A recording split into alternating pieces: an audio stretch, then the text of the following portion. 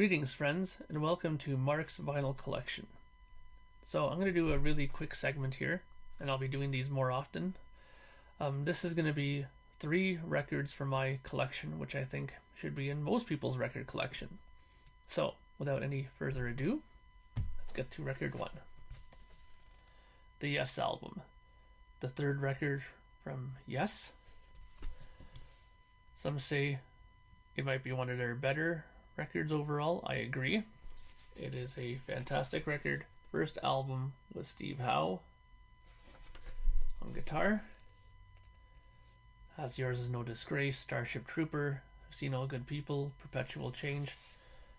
Great record. Now, this record in particular is very interesting as it is a Canadian first pressing. Now, how do I know it's a Canadian first pressing? Well, there's several things I will show you that.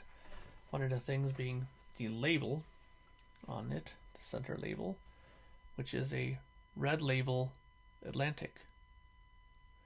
Now, these came with all the early Atlantic records. This being 1971, I believe. This is the first pressing of the Canadian version of the album. Now, needless to say, it sounds absolutely stellar on my system, and I'm sure on everybody's system. Now, why do people usually like getting first pressings? Well, it's just like anything, you want to get the first pressing of it. But it's because if you think about tape and how tape disintegrates with time, the newer the tape, the better the sounding. If you have a tape that was recorded in 1970 and somebody takes the audio off of that in 1979, how good do you think that audio might sound? Mind you, if they kept it under great conditions, it might sound just fine. But we all know from several stories that we hear through the vinyl community that that's not always the case. A lot of the times it isn't the case at all.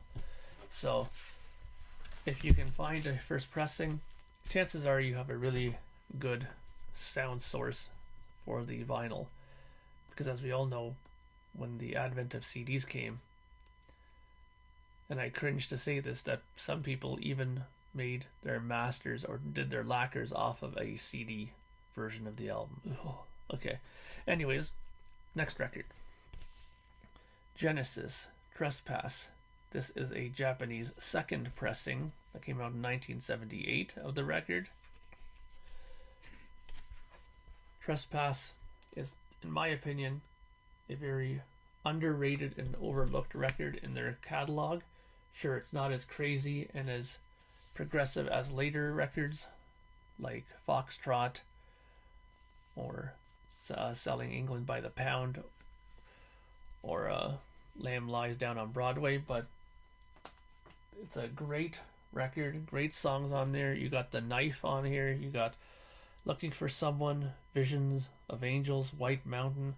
It's a really great album.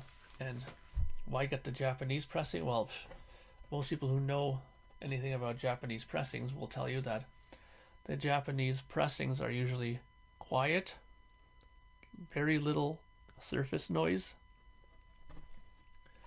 and the Japanese record plants were notoriously good for using virgin material to press their records.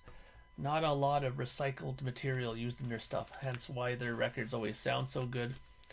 And Japanese collectors seem to be much better at keeping their records in tip-top form.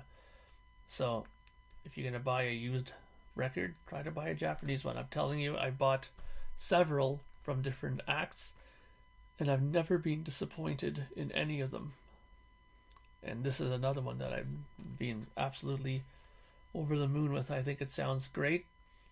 And if you don't own Trespass, this might actually be a good record to get into if you want to get into Genesis, if you're just starting. It's not going to, make you go scratching your head with overly complicated material at first, but it introduces you into it a little bit. By the time you get to the end of the album with The Knife, you'll start getting a hold of their style a bit better. And if you like that style, then you can go right on from there to the next record, which is Nursery Crime, and then onto Foxtrot. and I think you'll be a happy person. So, Trespass, 1978, second press Japanese. Now, anybody who knows me is not going to be surprised with this selection. Kiss, first record. This to me is my third favorite Kiss record of all time. My favorite being Rock and Roll Over. The number 2 being Asylum, which most people are in shock when I tell them that, but it is my second favorite Kiss record of all time. This record is the first record from their discography. To me, this record is the closest thing to a greatest hits record without actually being a greatest hits. This is a studio record, and it has songs like Strutter, Nothing to Lose, Firehouse, Cold Gin. It's got, the Deuce on here. It's got 100,000 Years. It's got Black Diamond. I mean, these are still songs that they're playing live now in 2017. What an amazing, amazing record, and a debut record at that. Now, what pressing is this? If you look down at the bottom, you'll see the Pi emblem on there, which means this is a UK press, the record. And of course, I've been on the search for this particular pressing because Pi made a release of red vinyl for the Kiss records from the first album to, I believe, Dynasty. Or maybe it was just to... No, it was to Alive 2, pardon me. So, here you go. The red vinyl Pi version of the first Kiss album. And notice that on the center label, they have the Love Gun costumed Kiss in the center there. Which means that this was released most likely between 77 and 78. That's when Love Gun came out, so they would have been pressing it at that point.